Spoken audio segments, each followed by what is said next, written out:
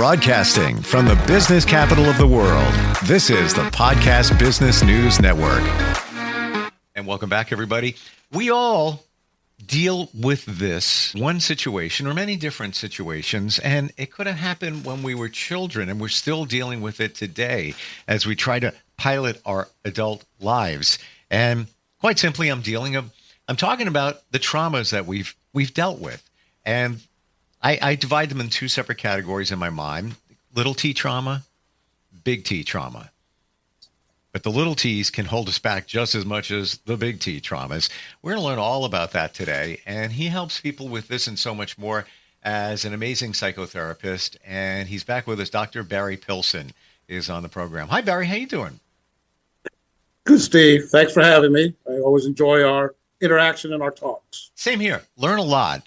And for many, I think this is going to be an eye-opener, because if we were to say to somebody, hey, I know you've suffered a trauma, many people might say, oh, no, I never had an issue. We have this visual of trauma being like a car accident or something major, maybe the passing of a loved one. Certainly, that's a trauma for sure. But there's other things that we may have experienced as kids that have piloted our lives, held us back subconsciously from doing a lot of the things that we want to do or enjoy. And it could be something, I don't want to say insignificant, but something much smaller. Both are impactful, right? Big and small. Yes. And one of the things I want to do today, a little bit like we were doing somewhat with the depression talk, is in this day and age, we use trauma a lot in our everyday kind of interaction with people. You know, we express, I was traumatized today. You know, there was too much traffic. All right. So, it's kind of a global, it's become kind of a global term. What I would like to do, though, today is kind of separate it out, in terms of what you were just talking about. And one way to do that is it's actually written like this in the DSM-5, which is the Diagnostic and Statistical Manual for Psychiatric Disorders. But anyway, just to be helpful, there's acute trauma, which is kind of what you were talking about, where there's kind of a single event might have come on, like a traffic accident, or like a terrible weather event, like a hurricane, or other things, like a robbery, or burglary of your space. Sure. You walk into your house, your place of business, it's been rifled through. That is a trauma. That is a single event that is very distressing or disturbing. Okay. Or a simple injury that you might have got, for a variety of reasons. So there's acute trauma, which is, again, can be defined somewhat within a certain parameter of time and space. There's kind of chronic trauma, and chronic trauma is a little bit of what you were also talking about, which is a series of events that might have occurred throughout your childhood or even throughout your life. A good example of chronic trauma might be domestic violence, for instance, where there's a lot of arguing, emotional and or physical, in a family, in a relationship. And as a result, on a chronic basis, on an ongoing basis, the person is experiencing trauma. Obviously, past trauma, not past, it's always past, but where there's been sexual abuse or physical abuse from your childhood as well. A lot of children, if they're being bullied on an ongoing way, that is a chronic trauma as well. Okay. And, they develop from that chronic trauma, as well as in domestic violence and past abuse, are certain patterns of behavior where you're trying to protect yourself, where you're trying to seek some kind of safety. And often in doing that, especially if you're responding to the trauma, your safety and your seeking of some kind of protection doesn't always solve the trauma. It may even make things worse sometimes, such as I'm being bullied and therefore I'm going to stay away from everybody. I'm going to hide, so to speak. And, that type of, or in a domestic violence situation, where I'm seeking to hide and protect myself, or to omit information, or to not tell people exactly what's going on. So there's a lot of different processes involved. So there's acute trauma, there's chronic trauma that's kind of ongoing, and there's also something called complex trauma, which is kind of an addition of acute and chronic. So anyway, I'm saying all that to say that it's not, there's okay, I was traumatized today, but then there's also different ways to understand that whole process. Now, everything that you've described there, I would put them in the category of the big T trauma, or close to the big T trauma, some of them. Yeah. And certainly I can see how those can be impactful in somebody's life. Those things could have happened at a younger age, and that could give you a limiting belief, and then you don't move forward with your life in many regards. Then we have the little T traumas. And as I understand it, and I really would love your feedback on this, Barry, where it could be a comment that somebody just said when you were 6 years old, and it got to you, resonated with you as a little kid. You the world is so wonderful. Bam, you get this, like you do a painting at 6 and you paint the sky green. Okay, so what? You're being creative. And mom says, hey, that's very good. Wonderful, wonderful painting. A little Jimmy, you did a great job. Now, we know the sky's blue, Jimmy. You know it's blue. Now, come on. You could do better than that. And bam, now you have a feeling of inadequacy. I'm not good enough. And that one comment, is it possible that one, parental comment where your mom didn't mean anything? She was just saying, maybe she didn't want you to get bullied in school, oh, Jimmy, you made the sky green, not blue. Could that be something that holds you back later in life? That one comment. Yeah, the simple answer is yes. The more complex answer, though, is probably, if that comment was made one time, it might have been absorbed and forgotten, to be honest, okay? Mm-hmm. However, it probably indicates, actually, the dynamics of the relationship in the example that you just gave between the mother and child, that she might, and I'm not blaming, but she might be critical. Oh, that's great, but you give that kind of yes, but that's great, but you got to make the sky blue, or it's not good enough, as you just said. Or the next episode. Jimmy's now 7. He's playing soccer on the field, and he kicked and he missed the ball, and mom's like, "Yeah, that was great, Jimmy. Yep. You shouldn't have missed that one, though. That came right to you." Right. I see what you're saying there. I never even thought about that being the kind of the baseline for that relationship. And again, no knock against the parent. And you know what?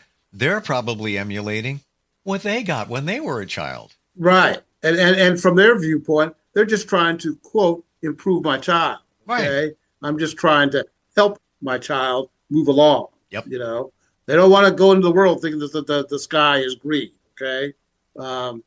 So it gets confusing in that sense. And as an adult, sometimes, as you just said, when somebody might say something, well, that's nice, but it's not good enough. That's the essence of what they're telling you. Right. Then you can go back into the big T, into the ongoing trauma of, I don't know. It's hard for me to experience myself as being good enough. Okay. Mm-hmm. Or a little criticism. Somebody might say, well, I didn't really mean anything by that. That's the famous thing. And in a way, you can't really say, okay, you meant something by that or you didn't, right? Because it's how you absorbed it, okay? And it's very difficult for people in interaction to understand sometimes how somebody, because you can say, I feel criticized, or I feel like you're putting me down. Well, no, I wasn't putting you down. I was just making a comment. And you can't reconcile that really, okay, between the two of you. You can't say who's right, who's wrong. So you have those kinds of triggers in terms of trauma. In general, if you're kind of in a trauma state at different times, you're kind of hypervigilant. you're kind of hyper aroused, you're always kind of looking around. Is the world safe? Is this person safe? How do I manage myself? If I go down this street, is that safe? If I say this in this social situation, is that safe?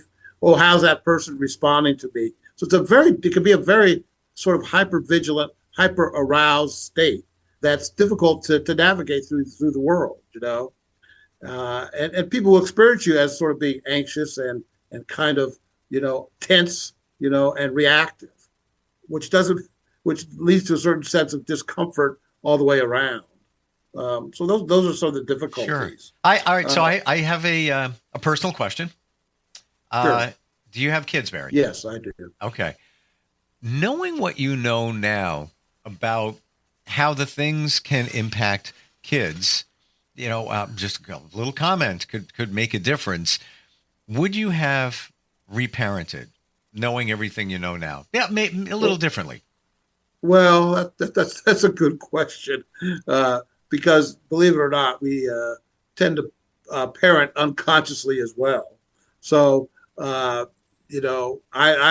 sure that looking back, yes, I've been critical, or I could be critical, and would I catch myself necessarily and say, "Gee, I shouldn't have said that"?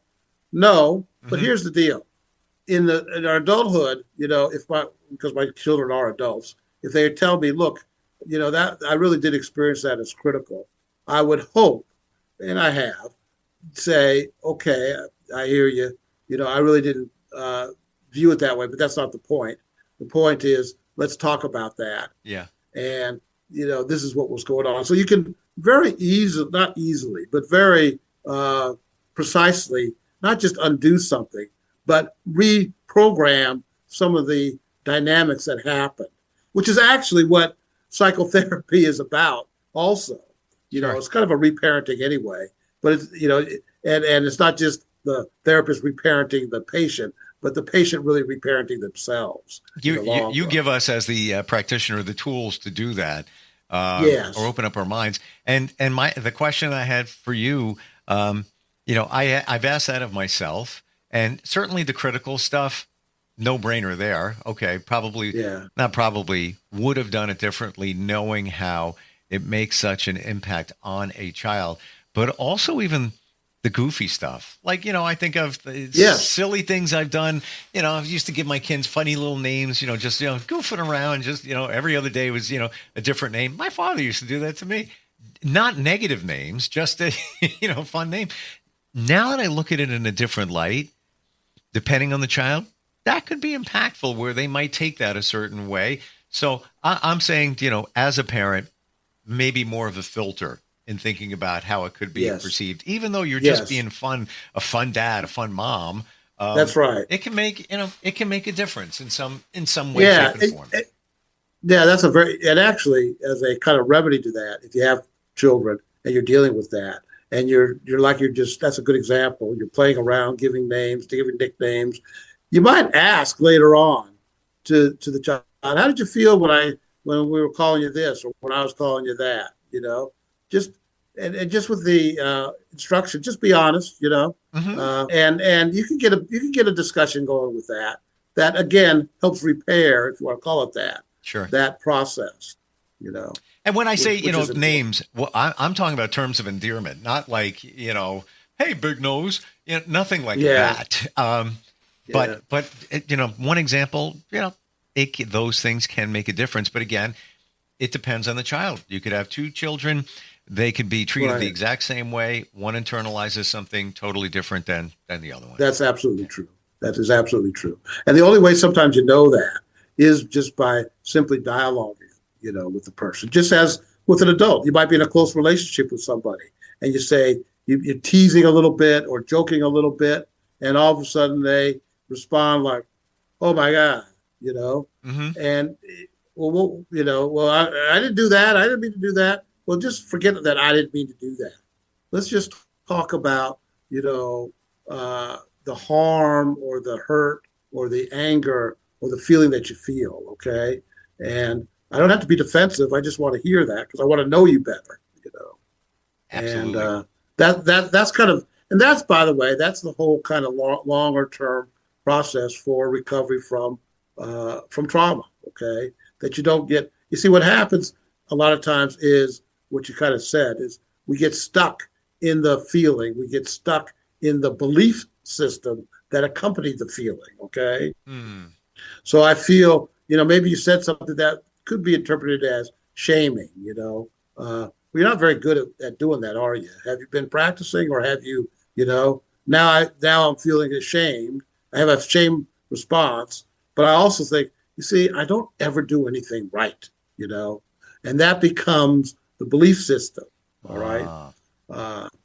And that's where, again, it's a belief system combined with the feeling, combined with the experience, that the trauma sort of takes hold and can, you know, be almost a guidepost to how you process information.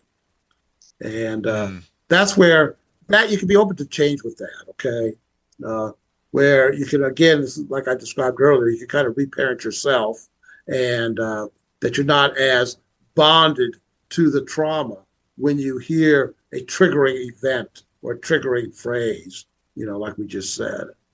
So let's go into the different types of trauma and how you walk somebody through that with psychotherapy. So, you know, I mentioned before that one of the keys to dealing with trauma is a sense of safety and a sense of support. Okay, so, you know, what you want to do is talk to the person about how to create safety in their life. You know, if they're with an abusive person, for instance, okay, who says abusive things, you know, and you might be very bonded to them, okay, for a variety of reasons. It's not good or bad, but at times they say abusive stuff, okay?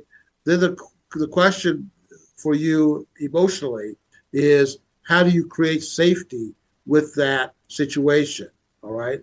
Do you need, for instance, in a simple way, do you need to take a time out, you know, to get safe? What kind of support do you might need from activities or other people that help you feel like, again, that you're safe? All right.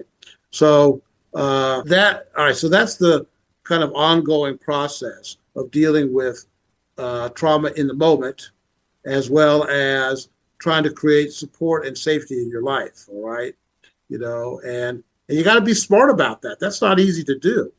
You know, you might, you know, for instance, you might think, and we'll get into this later on too, that I'm going to have, I really had a rough day. I was traumatized. Here we go again. I was traumatized by this or that. I need to have a drink. I need to have alcohol. Okay. Well, is that a safe thing to do, or is that an escape thing to do? And if you're just escaping, you know, are you creating safety in your life? All right. And that's that's the key component. Now, how could I want to look at that. Yeah, go ahead. Yeah. How does, you know, you're in a situation, I'm gonna have a drink. How does that create safety? Well, obviously the escapism, we got that. How would that create a safety situation for you? Well, that's the point. You know, escape may be mixed up with safety. Okay. If I get away, I'll feel safe. Okay. Okay. So the escapism may be the quick answers, fly, you know, it's kind of like, I'm going to fly away. Yeah. So I don't have to feel that. All right. It's a false sense of security. Right. Okay. Right. Wow. And that's the point. Okay. So, you know, one of the ongoing things, again, is identifying how one is experiencing trauma in the present. Okay. You know, am I continually kind of experiencing this sense of I'm not good enough, or this sense of, you know, I've done something bad and I should be punished. All right. So what you want to do is identify how one is experiencing that in the present, you know, and how do you change that in the present with either your setting that you're in the environment that you're in. Maybe you're hanging around a group of people that like to tease all the time, okay? And it's the one big fraternity party or sorority, whatever, and it's ha ha ha, we're just having fun and we're joking at everybody's expense. Well, that may not be a safe place to be, okay? Yeah. And like kids, you tease until somebody falls apart or until somebody gets angry. All right, so you don't want to create that kind of trauma in your life again and again. And so, as an adult, be careful who you're friends with, to be honest, okay? That's a really great point. You might not notice because you got sucked down the rabbit hole of that group of friends where that's right. They might not really be supporting you or each other. It might be a free for all of making fun of each other. There's nothing wrong with that. Sometimes it's kind of funny, right? But at the same time, you might not realize that in your situation, again, everybody's different. That may, without your awareness, be just pounding on you in terms of your self-esteem and all of that. Yeah, and at a certain time in your life, maybe that process in that group was fun and et cetera, et cetera. Right. But then at another time in our life, it no longer applies, okay? Exactly. Teasing each other at a certain age or at a certain time in life isn't the same as when you're 19 or 20, okay? Right. Yep, totally. We're almost out of time. What other points do we want to look at here when it comes to trauma? Well, what I'm saying is the biggest point is how do we often end up experiencing some of those same negative kinds of feelings in our present, and what can we do in the present to create more safety and support, okay? Now, what I want to get into a little bit next week is that fits a lot of times into a addiction, and that's a big issue in our culture as well. And I want to look at how addiction often seems to be a quick answer to the trauma experience. And a lot of people we even say that trauma is the bedrock of addiction. Now, that's true and that's not true, okay? But I want to clarify that as well. Well, fantastic. And you illustrated that today in talking about that person that just grabs a drink. Well, nothing really wrong with that, in my opinion. However, if it's escapism, that's one thing. And if that's a false sense of security, that's another thing, which can lead to addiction, which we'll talk about next time we get together. Your website, very easy. It's your name. It's Barry Pilson, Ph.D.com. Is that right? .com. That's correct, Steve. Yep. And thank you for the. Yeah, you're available virtually anywhere as a therapist with so much credential to help somebody deal with all of these situations. Plus, you're a nice guy and easy to talk to. For me, that's the most important part. Well, I hope that's what this is showing. Well, it does. It does.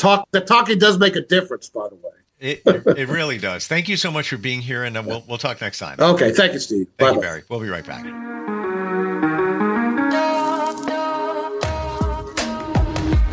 Broadcasting from the business capital of the world, this is the Podcast Business News Network.